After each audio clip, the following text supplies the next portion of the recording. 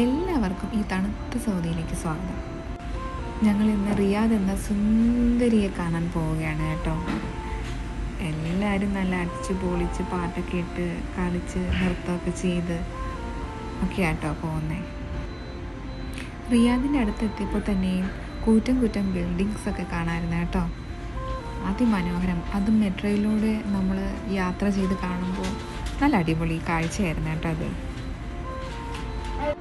Actually ഞങ്ങൾ ഈ യാത്ര തിരിച്ചതെന്ന് വെച്ചാൽ റിയാദ് മാത്രം കാണാനല്ല കേട്ടോ. അവിടെ എഡ്ജ് ഓഫ് ദ വേൾഡ് എന്ന് പറഞ്ഞൊരു അതിമനോഹരമായ ഒരു പ്ലേസ് ഹൈഡായിരിക്കുന്നുണ്ട്, അവിടെ കാണാനാണ്.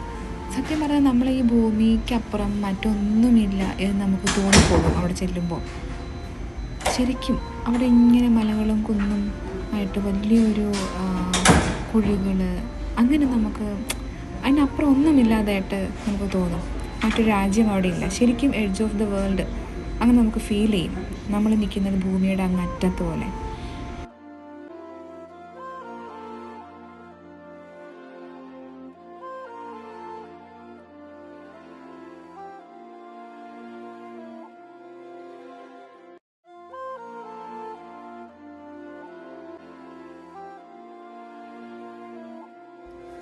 ഇനി നമ്മൾ കാണാൻ പോകുന്നത് ബാറ്റ് കേവ് ആണ്. ബാറ്റ് കേവ് എന്ന് പറഞ്ഞാൽ ശരിക്കും പറഞ്ഞാൽ നല്ലൊരു ഒരു അടിപൊളിയാട്ടോ കാണാനായിട്ട്. അധികമൊന്നുമില്ല ബാറ്റുകൾ, വളരെ കുറച്ച് വവ്വാലുകളാണ് ഉള്ളത്. പക്ഷെ അതുങ്ങളിങ്ങനെ വർഷങ്ങളായിട്ട് അതിൽ കിടക്കുന്നത് കാരണം ഇങ്ങനെ അതിലെ കല്ലുകളെല്ലാം കൊത്തി നല്ല ക്രിസ്റ്റൽ രൂപത്തിലാതിരിക്കുന്നത്. ഇപ്പം ഈ ഇരുണ്ട വെളിച്ചത്തിലായതുകൊണ്ടാണ് നമുക്ക് അതിൻ്റെ ആ ഒരു ഭംഗി നമുക്ക് ആസ്വദിക്കാൻ പറ്റാത്തത്. നമ്മൾ നേരിട്ട് പോകുമ്പോൾ നമുക്ക് കാണാം നല്ല ക്രിസ്റ്റൽ രൂപത്തിൽ അതിലെ സ്റ്റോണുകളൊക്കെ ഇരിക്കുന്നത്. പിന്നെ ഇതിനകത്തുള്ള നമുക്ക് നടന്ന് കാണാനൊന്നും പറ്റത്തില്ല കേട്ടോ, വളരെ കഷ്ടപ്പാട് ഉണ്ട്. കാര്യം എന്ന് വെച്ചാൽ ഒരു അരയാൾ പൊക്കത്തിലാണ് ഇതിൻ്റെ ഉൾഭാഗം. പിന്നെ അതുപോലെ ഒരാൾക്ക് കഷ്ടിച്ച് കയറി വരാൻ പറ്റുന്ന രീതിക്കുള്ള ഒരു കോണിപ്പടിയും ഉണ്ട്. അതിലൂടെ വേണം നമ്മൾ കയറാനും ഇറങ്ങാനും ഒക്കെ.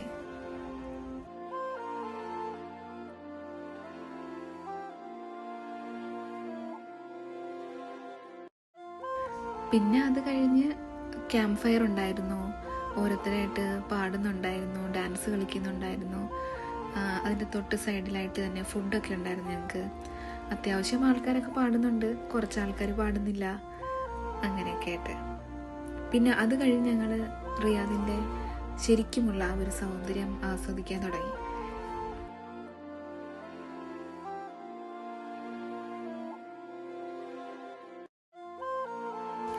അതേപോലെ തന്നെ ബോളിവുഡ് സിറ്റി ഞങ്ങൾക്കൊന്ന് കാണണമെന്നുണ്ടായിരുന്നു. പക്ഷെ ഞങ്ങൾക്ക് ടിക്കറ്റ് കിട്ടിയില്ല. ടിക്കറ്റ് എല്ലാം വിറ്റുകഴിഞ്ഞു പോയിരുന്നു അപ്പോഴത്തേക്കും. തൽക്കാലം ഞങ്ങളെല്ലാവരും കൂടി അവിടെ കുട്ടികൾക്ക് കളിക്കാൻ വേണ്ടിയിട്ടുള്ള സാധനത്തിൽ കയറി അവിടെ എല്ലാം ഒന്ന് ചുറ്റിക്കറങ്ങിയിട്ടൊക്കെ പോന്നു.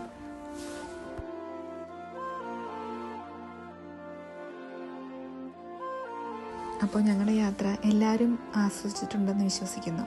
അപ്പോൾ നിങ്ങളുടെ വിലയേറിയ അഭിപ്രായങ്ങളും വിമർശനങ്ങളും ഞങ്ങൾക്ക് എഴുതുക. നന്ദി.